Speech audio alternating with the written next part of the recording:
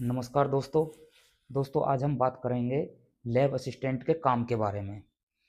Lab assistant का काम hospital और डायग्नोस्टिक लैब से थोड़ा अलग होता है और व्यवस्थित होता है।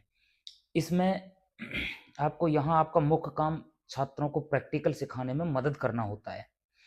अब इसमें आपकी बहुत सारी जिम्मेदारियां भी बनती हैं।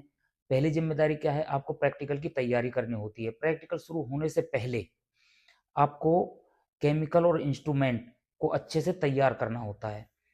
जैसे कि बच्चे अब प्रैक्टिकल करेंगे, उससे पहले आपको ये सारी चीज़ें, केमिकल भी और जो इंस्ट्रूमेंट इसमें यूज होंगे, वो सारे पहले से व्यवस्थित करके रखने पड़ेंगे। अब दवाई बनाने के लिए ज़रूरी केमिकल भी चाहिए हमें, और उसमें यूज होने वाले सॉल्यूशंस जिनको हमें लैब में प्रिपेयर करके पहले ही रखना पड़ेगा। जैसे बच्चे आएंगे उनको हमें इश्यू करना है और तब वो प्रैक्टिकल कर पाएंगे। मशीनों को समय समय पर चेक करना होता है, कौन सी मशीन अच्छे से काम कर रही है, कौन सी नहीं कर रही है।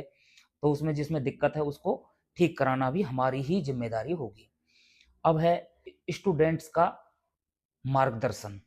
अब उनको असिस्ट कैसे किया जाएगा? स्टूडेंट्स को, छात्रों को बताना होगा कि कौन सा केमिकल किस तरह से यूज करना है, ये हमारी जिम्मेदारी है।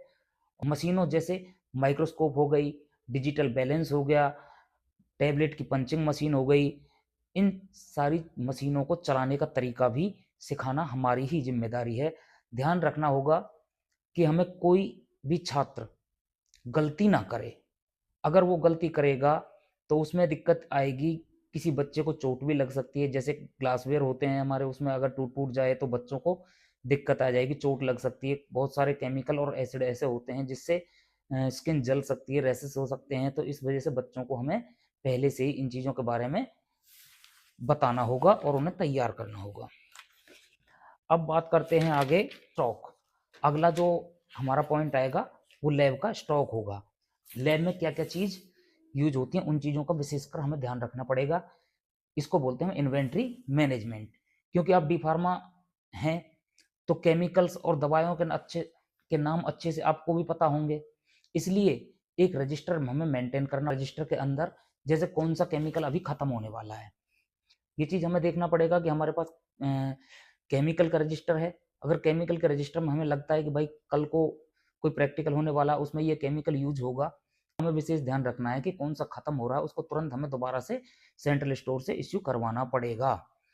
अब आती है दूसरी बात, कौन सा ग्लासवेयर, जैसे कि टेस्ट ट्यूब हो गया, बीकर हो गया, कोनिकल फ्लास्क हो गया, और विस्कोमीटर हो गया, पेस्टल हो गया, ये सारी चीज़ें बहुत ही ज़रूरी हैं।